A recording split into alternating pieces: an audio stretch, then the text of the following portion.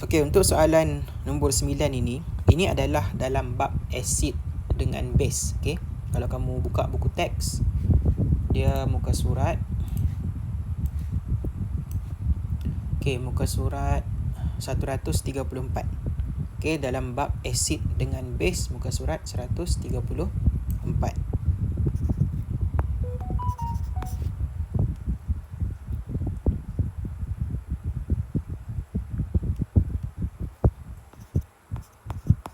Okey, so dalam soalan ini, dia bagi tahu pada 4.05 gram serbuk zinc oksida. 4.05 gram. Okey, serbuk zinc oksida bertindak balas dengan asid hidroklorik cair berlebihan. Berapakah jisim zinc klorida yang terbentuk dalam tindak balas tersebut? Okey, so di sini yang paling penting sekali adalah kita kena tahu dia punya persamaan kimia. Bila kita nampak soalan-soalan macam ni kan, yang tiba-tiba dia minta jisim, mula-mula dia bagi satu jisim lain, and then selepas tindak balas dia minta dia punya jisim. Jadi step pertama mesti kita kena tahu persamaan kimia.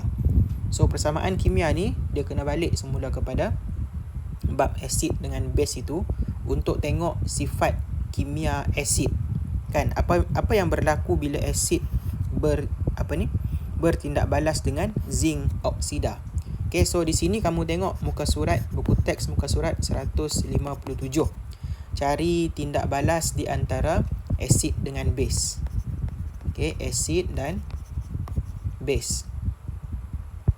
Okay, asid tu asid hidroklorik lah dalam soalan. Base pula adalah zinc oksida. Okay, zinc oksida. Ini adalah base. Ini adalah asid. Okay, tengok balik muka surat 157. Untuk kita membentuk dia punya persamaan. Sangat penting. Kalau tidak ada persamaan, soalan ni tak boleh jawab. Okay, so kita buat persamaan dulu. Asid hidroklorik. Ini kena tahulah. Kalau tidak tahu, pergilah tengok balik. Okay, asid hidroklorik H. Cuba buat di bawah. Okay, HCl kan tambah dengan serbuk zinc oksida. Kan, zinc oksida. Ni macam ni dia punya persamaan dia. Okay, formula kimia dia. Okay, kalau kita tengok dalam buku teks muka surat 157, dia kata bila asid bila asid bercampur dengan base, dia akan menghasilkan garam dan air. Ini persamaan umum yang kita kena tahu. So garam dia sudah bagi tahu di sini. Berapakah isi padu zinc klorida? Ini garam lah. Jadi kita pun tahu dia akan menghasilkan zinc klorida, Cl2. Okay, so tolong kalau kamu masih belum mahir kenapa tiba-tiba cikgu letak zinc Cl2, tengok rujuk balik dia punya cas, okay, untuk dia bergabung untuk membentuk sebatian ion itu. Tambah dengan air, H2O. So ini persamaan. Tapi tengok dulu. Selepas buat persamaan, step kedua penting untuk kita tengok dia punya seimbang ataupun tidak, keseimbangan. Okay, so satu-satu kita tengok. Hidrogen ada 2, hidrogen ini ada 1. Jadi tidak cukup kan, tidak seimbang. Letaklah sini 2. Okay, so sekarang klorin ada 2. Ada 2 klorin. Okay, oksigen 1. 1 oksigen. Zinc 1. Kita cek satu-satu. Okay, so sekarang hidrogen ada 2. Ada 2 hidrogen. Okay, ngam. Klorin ada 2. Kan sebab kena darab dengan 2 di sini. Ada 2 klorin. Okay. Zinc ada 1. Zinc ada 1. Okay, ngam. Kemudian O ada 1. O ada 1. Ngam. Okay, so inilah persamaan kimia yang seimbang tersebut. Daripada persamaan ni barulah kita boleh buat soalan ini. Okay.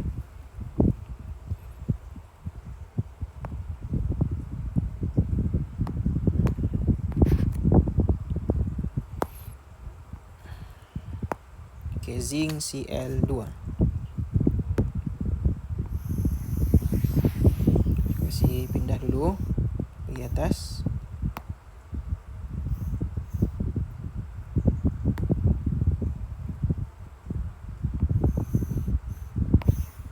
Okay, ni persamaan tadi. Okay, so sekarang baru kita masuk untuk buat dia punya pengiraan. Okay, dalam soalan, apa dia bagi tahu adalah 4.05 gram serbuk zinc oksida. Jadi di sini jisim dia adalah 4.05 gram.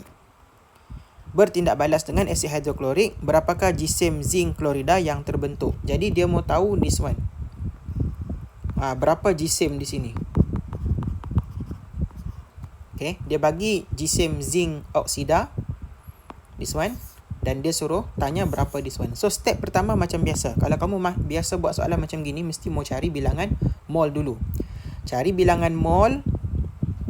Okay, cari bilangan mol zinc oksida, and then buat perkadaran, barulah kita dapat bilangan mol garam ini, dan barulah kita boleh tukar kepada jisim. Okay, so step pertama, cari bilangan mol. Okay, bilangan mol zinc oksida. Ni step 1. Okay, so kena tahu rumus lah, formula asas itu tolong ingat. Tampal lah di mana-mana dalam bilik pun supaya kamu boleh ingat formula asas tu. Okay, so bilangan mol sama dengan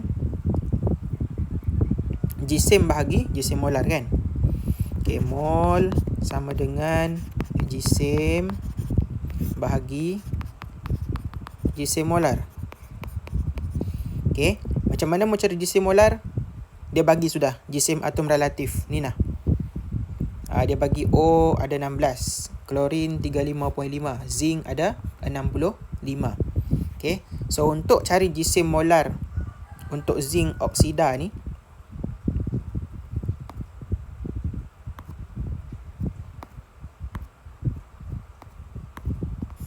okay, jisim molar dia, jisim molar zinc oksida, kiralah zinc tu ada 65 campur dengan O 16. Okay, 65 campur 16 81 jisim molar untuk zinc oksida. Okay, barulah kita boleh masukkan dalam kita punya rumus tu. Okay, jisim 4.05, jisim molar 81. Okay, 81 gram mol negatif 1. Ini dia punya unit. Okay, so bahagi je 4.05 bahagi dengan 81.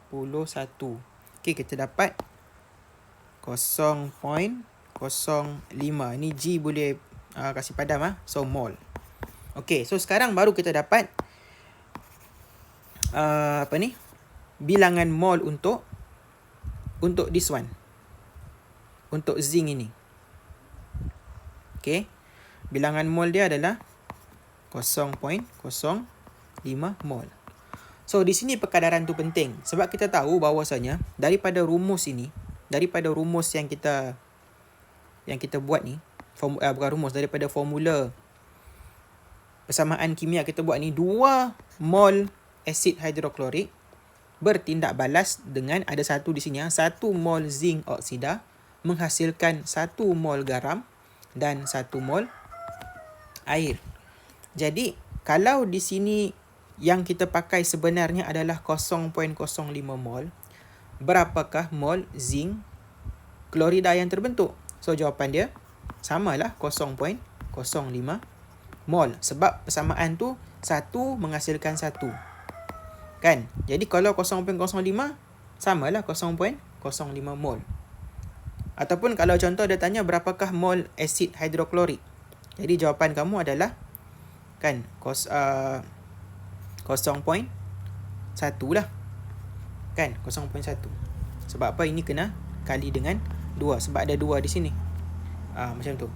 Okay, so tolong kasih clear betul-betul bab perkadaran ini sebab beginilah cara untuk menjawab soalan ni. Okay. Jadi 0.05 mol zinc oksida akan menghasilkan 0.05 mol zinc klorida berdasarkan kepada persamaan kimia yang kita buat. Okay. Ini untunglah satu-satu begini. Okay. Okay, next. Selepas tahu dia punya bilangan mol, tukar semula kepada jisim. Macam tu saja. Okay, so cikgu padam yang ini.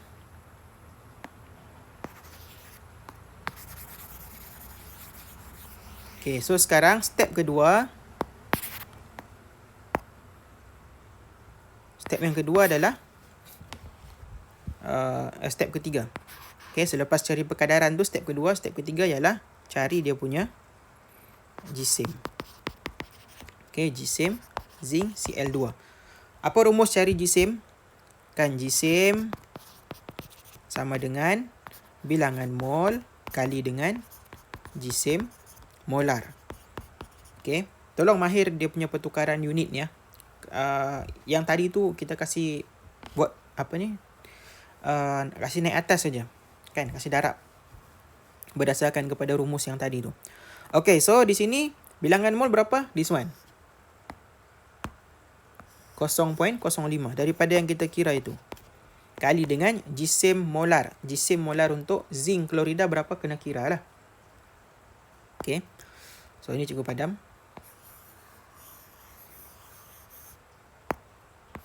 Okay, right. GSIM molar zinc Cl2. Okay. Zinc berapa? 65. Klorin 35.5. Tapi sebab ada 2 di sini. So 2 kali 35.5. Okay, sama dengan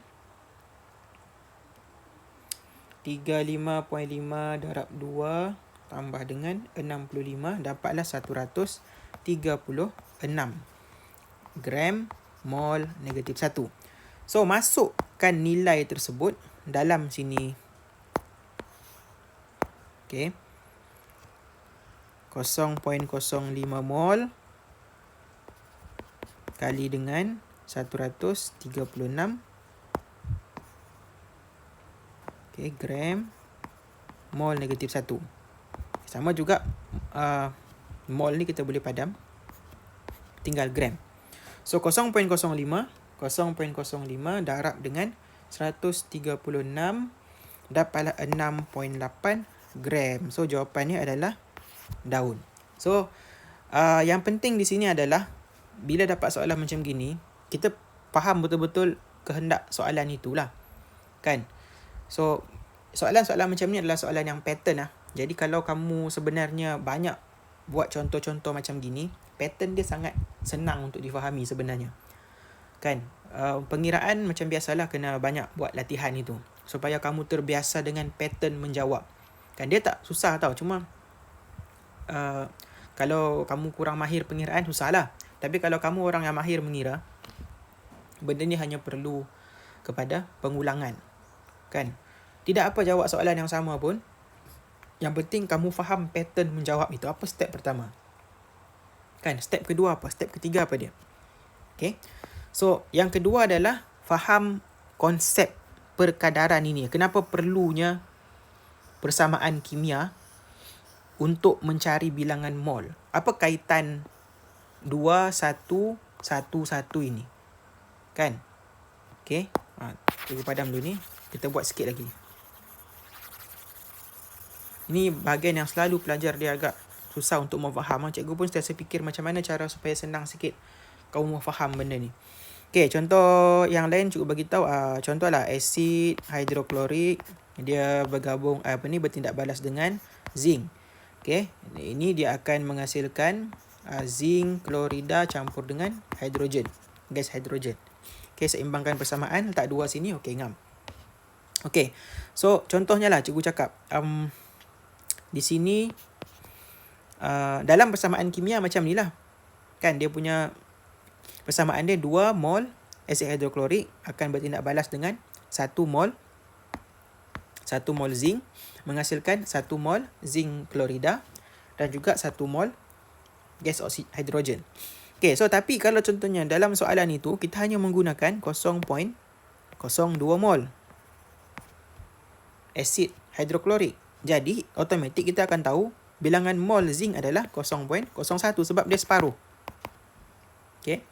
Dan juga bilangan mol zinc klorida ialah 0.01 sebab kalau sini 1, dekat sini pun 1, maka kalau sini 0.01 samalah 0.01.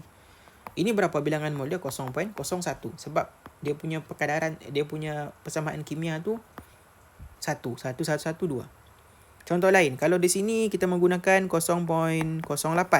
mol. Contoh.